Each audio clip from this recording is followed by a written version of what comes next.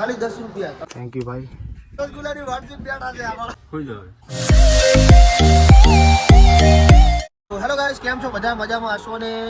તમારું સ્વાગત છે મારા એક બીજા બ્લોગમાં. તો આજે આપણી સવાર પડી ગઈ છે સુંધા માતા સુંધાજીએ આપણે આવી ગયા છે પૌવા ખાવા માટે નાસ્તો કરીએ. લોકો ફાઇનલી પૌવા આવી ગયા છે અને આ લોકો તૂટી પડ્યા છે આ નાસ્તો કરીને. હવે આપણે જવાનું છે ઉપર. તો મારા બ્લોગ સાથે બન્યા રહેજો. અને આ તમે હજુ સુધી મારી ચેનલને સબસ્ક્રાઇબ ના કરી તો પ્લીઝ સબસ્ક્રાઇબ કરી લો. અને તમે સુંધાજી ના જોયું હોય તો હું તમને બધું બતાવીશ. તો મારા બ્લોગ સાથે બન્યા રહેજો.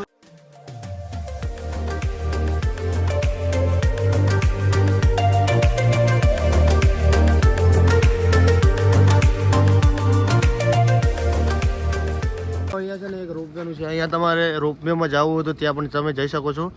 એવું નથી કે તમે ચાલતા પણ જઈ શકો છો. રોપવેની પણ અહીંયા સુવિધા છે, પણ આપણે ચાલતા જઈશું સુંધા માતાએ. હું તમને એક વસ્તુ બતાવું. આ જુઓ ખાલી આ લોકેશન કેવું છે તમે કોમેન્ટમાં જણાવજો. અહીંયા નીચે છે ને ઝરણું વહે છે. અને મિત્રો કોઈ શરદી જેવું થઈ ગયું કારણ કે પવન બહુ છે, તમે જોઈ શકો છો. અને હમણાં કિરણભાઈ શેડા તોડાના છે. કેમ કે વાયરો આવે જોરદાર અને પહાડ છે, પહાડ તો કેવા ઠંડા હોય તમને પણ ખબર છે.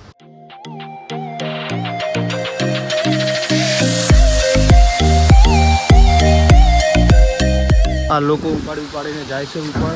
તો ઘણા બધા લોકો એમ કહે છે કે આ લોકો મોંઘું એમ વેચે છે. એનું કારણ એ છે કે આ લોકો અહીંયાથી નીચેથી ઉપાડી અને ઉપર લઈ જાય છે. એ એમનો ભાવ છે. આપણે વચમાં આવી ગયા છે અને અહીંયા છે ને તમને સરસ મજાનું ઝરણું જોવા મળશે. હું તમને બતાવી દઉં. ઝરણું કોણે કોણે અહીંયા જોયું છે કોમેન્ટ કરજો. તો મિત્રો તમે અહીંયા આવો ને તો અહીંયા ફોટા શૂટ કરવા પણ ધ્યાનથી કરવા, કારણ કે અહીંયા થોડું પડે એવું છે. એટલે જે પણ લોકો ફોટો શૂટ કરવા આવે તો ધ્યાનથી કરવા. તમે અહીંયા આવો તો આવા કૂતરા તમને જોવા મળશે.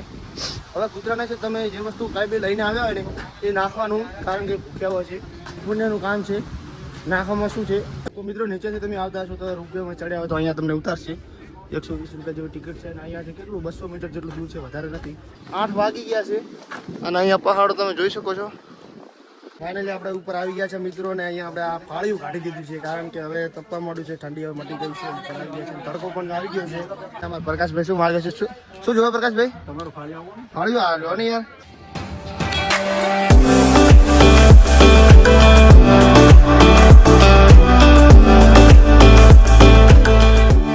તો હવે આપણે ફાઇનલી મિત્રો આવી ગયા છે મંદિરે. મંદિર તમે અહીંયા જોઈ શકો છો. આ મંદિર છે, અહીંયા માં લખેલ છે અને અહીંયા એક ત્રિશૂળ છે મોટું. તો આપણે અનિલભાઈ ગયા છે ધર્મશાળામાં, કારણ કે આપણે અહીંયા બેગ મૂકવાની છે.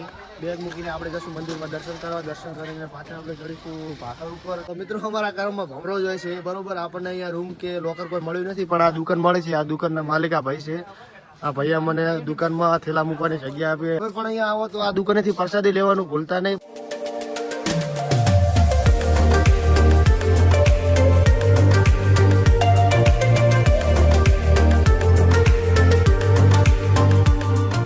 ભાઈ આપણે અડધે આવ્યા છે, થાકી ગયા છે. આટલા દૂર ખાલી આવ્યા છે અને હજી આપણે જવાનું છે પેલા ઉપર. ત્યાં રેતમાં તો મારાથી નતું ચડાતું, પણ આપણે અહીંયા શોર્ટકટ લઈ લીધું છે.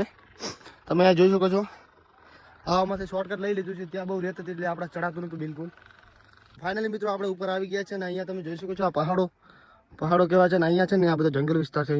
અહીંયા રીંછ ને ભાલુ ને એવા બધા રહેતા હોય છે. જંગલી જાનવર ત્યાં રહે છે.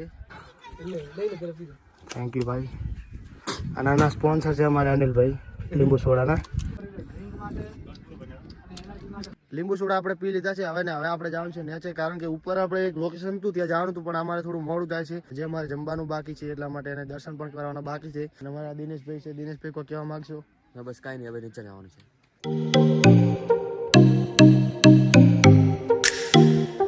તો ફાઇનલી આપણે હવે નાહી ધોઈ લીધું છે અને હવે આપણે જવાનું છે પ્રસાદી લેવા. પ્રસાદી લઈને આપણે જઈશું માતાજીના મંદિરે. માતાજીના મંદિરે જઈને માતાજી પ્રસાદી કરશું. આ દુકાનની પ્રસાદી લઈ લીધી છે. આ જોઈ શકો તમે. હવે જશું મંદિરમાં. તો આપણે મંદિરની બહાર આવી ગયા છે. આ દેખો મંદિર કોઈક બહારથી આવું દેખાય છે. આ ત્રિશુલ છે અહીંયા આવડું મોટું તમે જોઈ શકો છો.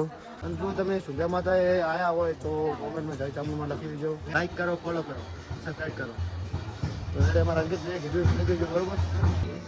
તો હવે આપણે દર્શન કરીને આવી ગયા છે બહાર. અંદર કોઈ કેમેરા અલાઉડ નહોતો એટલે આપણે કોઈ વિડીયો બનાવ્યો નથી.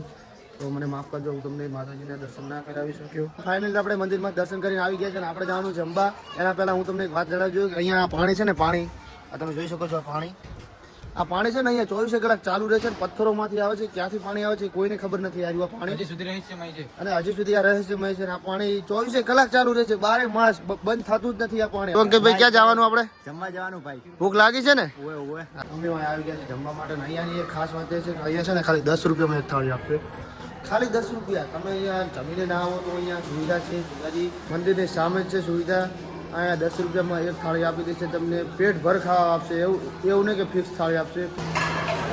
જમવામાં એવું છે કે આ મગની દાળ છે અને આ ચોળાની દાળ છે અને આ પૂરી છે અને દાળ ભાત અહીંયા હશે એ બાકી છે. તો જમવાની વાત કરીએ તો જમવામાં તો એક નંબર આ લોકો આપે છે. તો મિત્રો ફાઇનલી આપણે અહીંયા જમી લીધું છે, જમીને હવે આપણે જવાનું છે નીચે. અને અહીંયા છે ને અહીંયા તમને કોઈ વસ્તુ બતાવવાની છે ને, આવડા મોટા મોટા પથ્થર છે. આ દેખો, આવડા મોટા મોટા પથ્થર છે ને, આ એક નથી, આવા મોટા મોટા કેટલાય પથ્થર તમને અહીંયા જોવા મળશે. તો નીચે આવી ગયા છે ને અહીંયા આપણને ગાડી મળશે તો આપણે ગાડીમાં જશું અને રિક્ષા મળશે તો રિક્ષામાં જશું. અને ભાઈ આપણને આ ગાડી મળી જશે. આ ગાડીમાં આપણે જવાનું છે રાનીવાડા.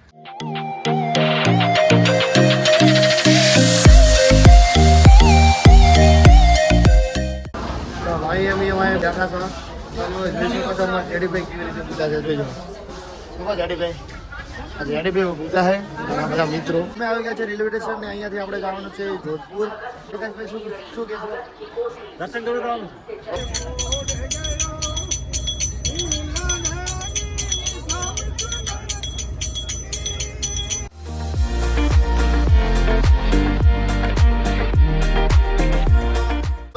રસગુલ્લા લીધા છે લુણી ગામથી ખાવા માટે, કારણ કે ભૂખ લાગી છે ને આ બધા ભાઈબંધો